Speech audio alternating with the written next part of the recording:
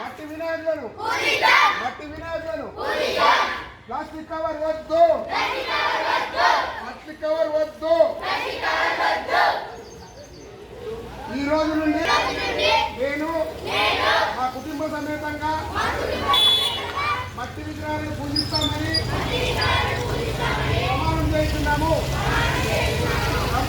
పర్యావరణాన్ని కాపాడుతామని, plastic cover వాడమని ఈ రోజు నుండి మా ఇంట్లో అమ్మడానికి అవగాహన కల్పిస్తామని ప్రమాణం చేస్తున్నాము. వచ్చే ఎండాకాలం